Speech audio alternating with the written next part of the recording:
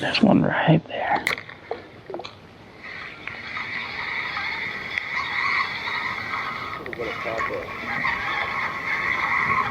There he is, got him.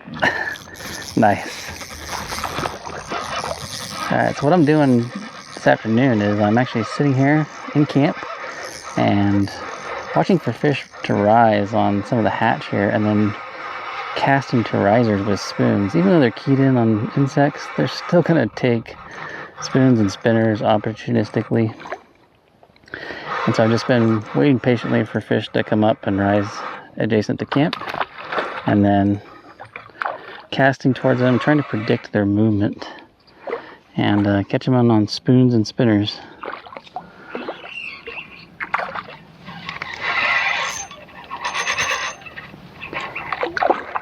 A nice trout.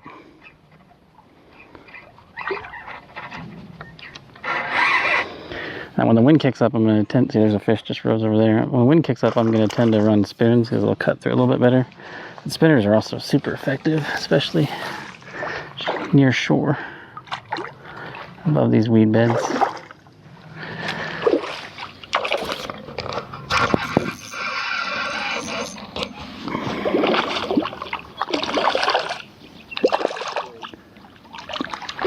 There we go. Got him. Pretty rainbow.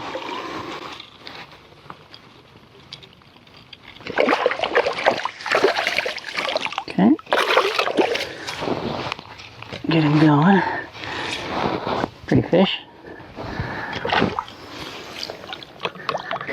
So the hardest part is predicting what direction they're moving. If they're coming up and gulping insects, sometimes you can see the direction that the push is.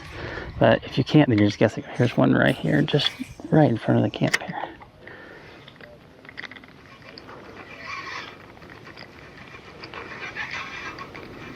No.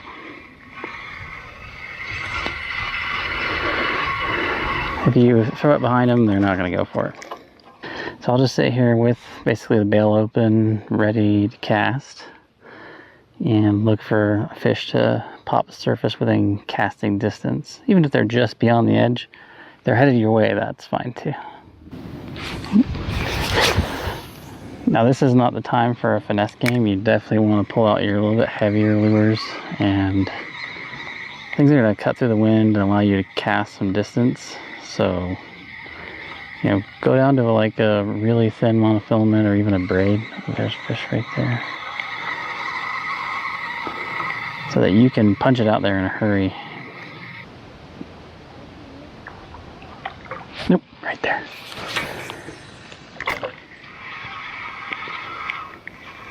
There, oh, I missed him. Had him by a bite. I didn't get him.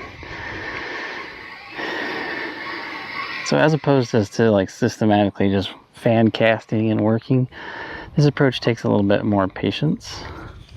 But it's a lot more fun, like that one there. I just cast to him, I saw him, and he hit. And there's one other one. Love it. It's so much more exciting to like cast and know that you're right in close proximity to a fish. This feels like a good one. I'm going to run a little bit lighter drag than normal, in part because I'm running a very thin braid, so there's not much stretch in the line. And also, I got a little bit heavier lure, right? So I'm running a little bit heavier spoon. I'm running a 5-gram spoon. So I need something that I can cast a long way with precision and can cut through this wind.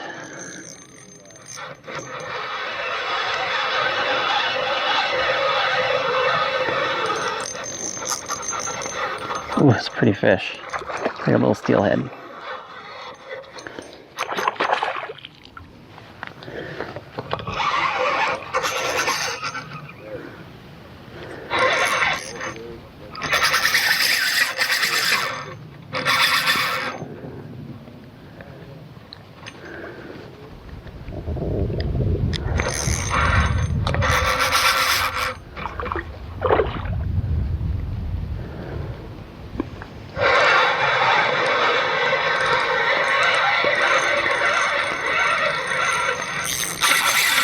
Ooh, he is a hot fish. Hot fish.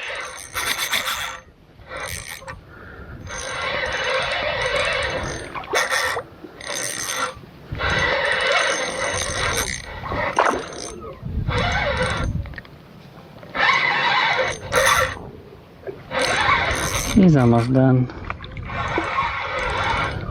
Okay. Nice rainbow. I really got him. Man, that is a stunning, stunning fish. And you can convince me that came from the ocean. He looks so clean. Man, stunning fish. Here we go. Get this one go. See you later, buddy. Back to open bail and wait. That one I knew I had a good chance because I saw him come up and I saw the direction. He has, like, see his dorsal go down like a little dolphin heading away from me, so I threw it right out in front of him. He took it. And typically, very typically, I'm not gonna get them like halfway back to me. They're gonna take it as soon as it hits. That flutter of a spoon hitting the water, or a spoon or a spinner just kicking up, just starting, is usually what draws the strike. But I will say on the spoons, like 9 times out of 10, they're gonna hit it within the first few seconds. Spinners, they might follow for just a sec before they commit. But as soon as that spinner hits the water, you want to engage it. The nice thing about a spoon, because it's fluttering, it's falling, you've already got the action without having to really do anything, which is kind of why I like spoons a lot. Like I said, the tough part about this is that, you know, I hate standing around just waiting, but, you know, 9 times out of 10, if I'm just sitting here doing strategic casting, I'm going to be midway through a retrieve or something when a fish comes up, and by the time I get it to me and cast back out, I've missed my opportunity or my window to catch that fish.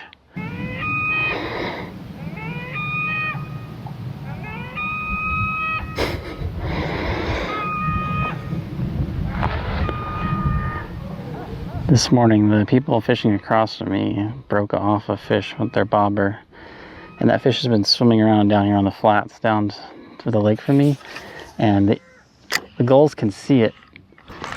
There we go. Oh, yeah. And they want to eat it. This thing is just going crazy.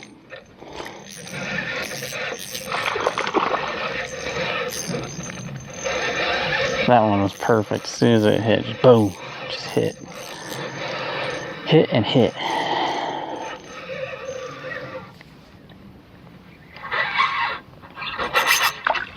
Oh, there he goes, he spit it. That's fun. Gave me lots of jumps. Jump over here. Yeah, there's a bunch of people here all, you know, drowning power bait and worms, and if that works for you, that's great. But I love being a lot more engaged with my trout fishing, and it can be really productive. I've only been at this for about 40 minutes, and I've already got 4 fish hooked. I've had several missed bites too, so it's pretty good action for the middle of the day. It's like 2 in the afternoon. Now, this will get better as the hatch gets going later in the evening, but I've got some other filming priorities. Right there.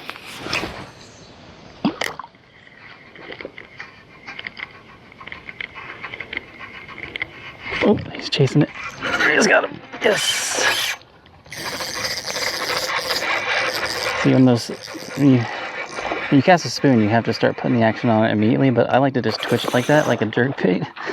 And that's what I like about it over a spinner. A spinner, you pretty much just have to start reeling it right away and engage it. But a spoon, you can really change how you present it. Oop, he's free. There we go. Cool. Well, it's looking like I'm about ready to run out of battery, and the main things I want you to take away from this is that it can be a very effective technique, especially when fish are feeding near surface and you're just not getting a lot of hits on bait, or you want something that's a little more involved than just throwing out some bait and let it sit there.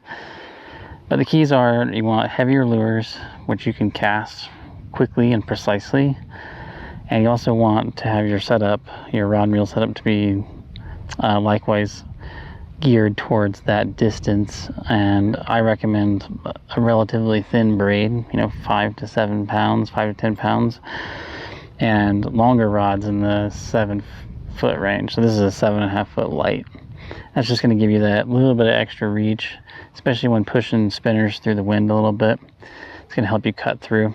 And always remember that the spoon bite is going to come very quickly after it hits the water, whereas that spinner bite might be several seconds delayed. Oftentimes it'll chase and then hit. All right, guys, I'm going to get going here and get ready and get geared up for my next evening fishing adventure. And I'll see you next time. Just remember, fish smarter, not harder. Bye, guys.